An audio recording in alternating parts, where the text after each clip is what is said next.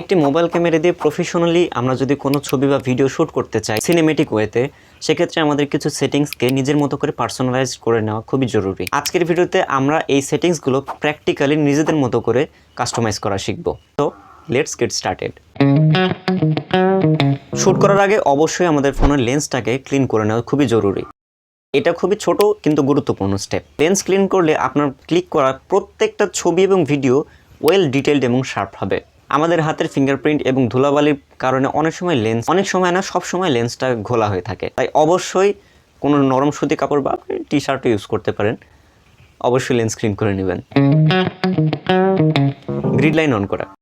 আচ্ছা, এখন গ্রিড লাইনটা কি জিনিস? গ্রিড লাইন হচ্ছে ডিসপ্লের ওপরে হরিজন্টালি এবং ভার্টিক্যালি দুইটা চারটা করে সাদা দাগ চলে আসবে।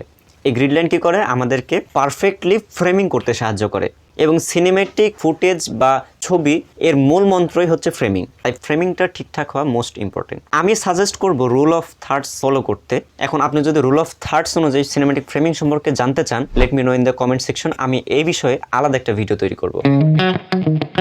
Step 3, focus lock.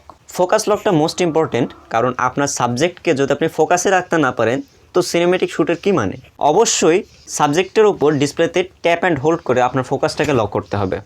Focus lock করলে কী হবে? আপনার সাবজেক্ট থেকে ব্যাকগ্রাউন্ডে একটা সেপারেশন হবে, ন্যাচারাল সেপারেশন। সাবজেক্টটা ওয়েল ডিটেইলড শার্প সিনেমেটিক দেখাবে।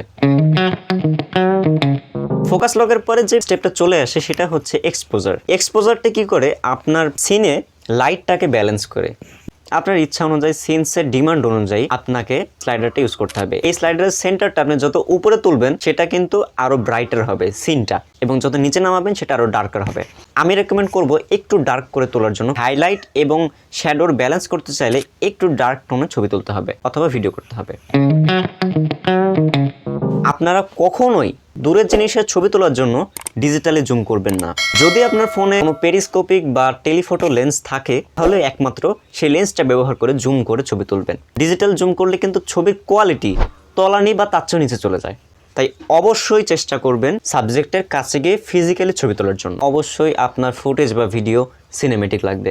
আচ্ছা, এতক্ষণ ভিডিও দেখছেন মানে অবশ্যই আপনার ভিডিও ইনফরমেটিভ মনে হয়েছে অথবা কিছু শিখছেন। অবশ্যই একটা লাইক করে দিবেন। ধন্যবাদ, দেখা হবে আগামী ভিডিওতে। আর আপনি আগামীতে কোন টপিকে ভিডিও চান কমেন্ট করে জানাবেন, আমি অবশ্যই সেই টপিকে ভিডিও তৈরি করব। ধন্যবাদ।